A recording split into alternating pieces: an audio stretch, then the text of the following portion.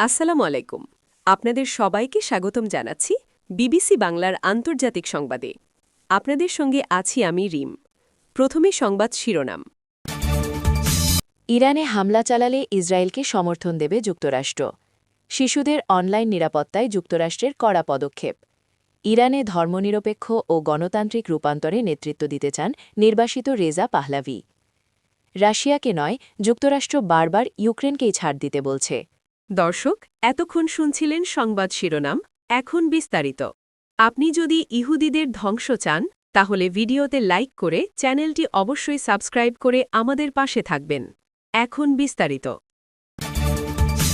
ইরানে হামলা চালালে ইসরায়েলকে সমর্থন দেবে যুক্তরাষ্ট্র। ইরানের ক্ষেপণাস্ত্র কর্মসূচি নিয়ে ওয়াশিংটন ও তেহরানের মধ্যে আলোচনা ব্যর্থ হলে দেশটিতে ইসরায়েলের সম্ভাব্য হামলায় সমর্থন দেবে যুক্তরাষ্ট্র। গত ডিসেম্বরেই নেতানিয়াহুকে এমন আশ্বাস দিয়েছিলেন মার্কিন প্রেসিডেন্ট ডোনাল্ড ট্রাম্প।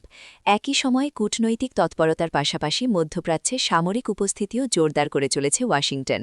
তুরস্কের বার্তা সংস্থা আনাদোলু বলছে, প্রেসিডেন্ট ডোনাল্ড ট্রাম্প গত ডিসেম্বরের এক বৈঠকে প্রধানমন্ত্রী বেনিয়ামিন নেতানিয়াহুকে জানিয়েছিলেন, তেহরানের সঙ্গে আলোচনা ভেঙে গেলে ইরানের ব্যালিস্টিক ক্ষেপণাস্ত্র কর্মসূচির ওপর ইসরায়েলি হামলায় ওয়াশিংটন সমর্থন দেবে।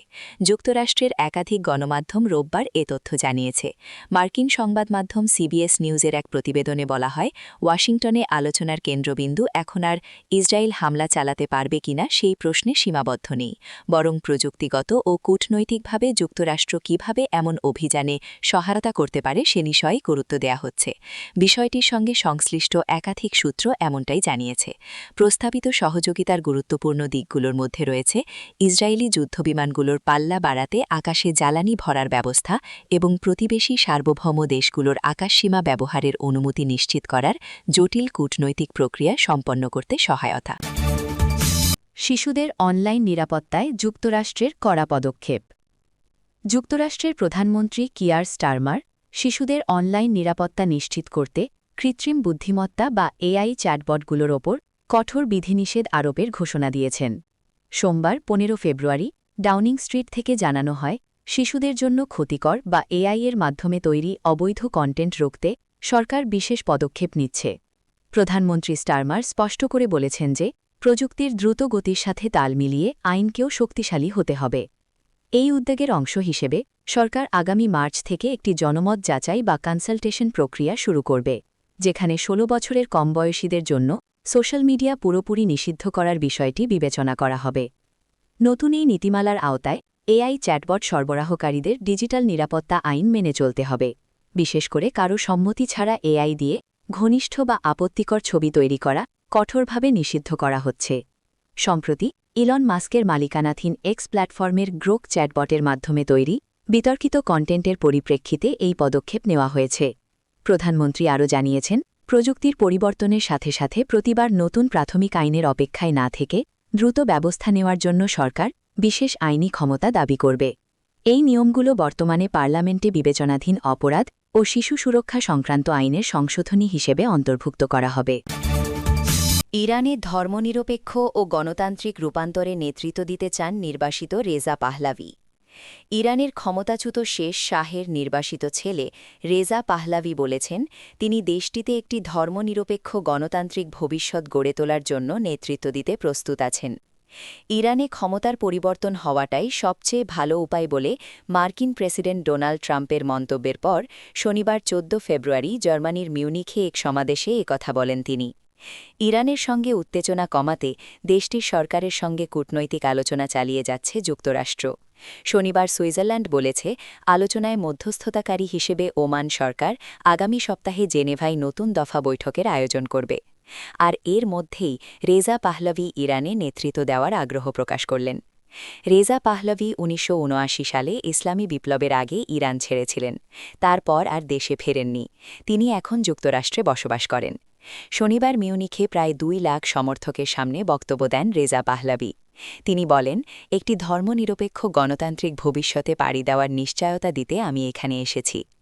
রেজা পাহলাভি আরও বলেন, আপনাদের জন্য রূপান্তরের নেতা হিসেবে ভূমিকা রাখতে আমি অঙ্গীকারবদ্ধ, যেন একদিন আমরা ব্যালট বাক্সের মাধ্যমে গণতান্ত্রিক ও স্বচ্ছ প্রক্রিয়ায় আমাদের দেশের ভাগ্য চূড়ান্তভাবে নির্ধারণ করার সুযোগ পাই। এ সময় উপস্থিত জনতা জাভিদ শাহ শাহ দীর্ঘজীবী হোক স্লোগান দিচ্ছিলেন। তারা সিংহ ও সূর্যের ছবিযুক্ত সবুজ, সাদা ও লাল রঙের পতাকা ওড়াচ্ছিলেন। পতাকার ছবিটি ক্ষমতাচ্যুত রাজতন্ত্রের প্রতীক। ওই সমাবেশে উপস্থিত ছিলেন ৬২ বছর বয়সী ইরানি নাগরিক সাঈদ। তিনি বলেন, ইরানের শাসন ব্যবস্থা একটি মৃত শাসন ব্যবস্থা, এর অবসান হওয়া উচিত। রেজা পাহলাভি দেশের ভেতরে ও বাইরে থাকা ইরানি নাগরিকদের প্রতিবাদ চালিয়ে যাওয়ার জন্য আহ্বান জানিয়েছেন। তিনি তাদের শনি ও রোববার ইরানি সময় রাত ৮টায় নিজেদের বাড়ি ও ছাদের ওপর থেকে স্লোগান দেওয়ার আহ্বান জানিয়েছেন, যেন জার্মানি ও অন্যান্য দেশে চলমান প্রতিবাদ একযোগে হতে পারে। রাশিয়াকে নয়, যুক্তরাষ্ট্র বারবার ইউক্রেনকেই ছাড় দিতে বলছে। ইউক্রেনের প্রেসিডেন্ট ভলোদিমির জেলেনস্কি অভিযোগ করেছেন, রাশিয়া ও ইউক্রেনের মধ্যকার চলমান শান্তি আলোচনায় মধ্যস্থতাকারী দেশ যুক্তরাষ্ট্র রাশিয়াকে নয়, বরং ইউক্রেনকেই বারবার ছাড় দেওয়ার জন্য চাপ দিচ্ছে। মিউনিক নিরাপত্তা সম্মেলনে দেওয়া এক ভাষণে তিনি সতর্ক করে বলেন, একটি টেকসই শান্তির জন্য কেবল ছাড় দিলেই হবে না, বরং ইউক্রেনের জন্য সুনির্দিষ্ট ও দীর্ঘমেয়াদী নিরাপত্তা গ্যারান্টি প্রয়োজন।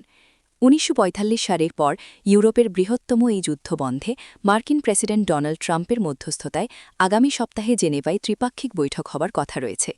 জেলেনস্কি এই বৈঠক নিয়ে আশাবাদী হলেও আলোচনার ধরন নিয়ে ক্ষোভ প্রকাশ করেছেন। জেলেনস্কি তার বক্তব্যে উল্লেখ করেন, শান্তি আলোচনায় ইউরোপীয় দেশগুলোর অনুপস্থিতি একটি বড় ভুল। তিনি মনে করেন, ইউরোপকে আলোচনার টেবিলে রাখা হলে যুদ্ধবন্ধের সম্ভাবনা আরও বাড়বে। বর্তমানে আলোচনার অন্যতম প্রধান জটিলতা হল ইউক্রেনের দোনেস অঞ্চল থেকে সেনা প্রত্যাহার নিয়ে রাশিয়ার দাবি।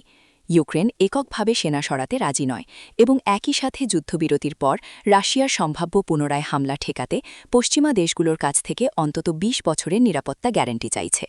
যদিও যুক্তরাষ্ট্র ১৫ বছরের গ্যারান্টির প্রস্তাব দিয়েছে, কিন্তু পুতিন ইউক্রেনে কোনো বিদেশি সেনা মোতায়েনের ঘোর বিরোধী।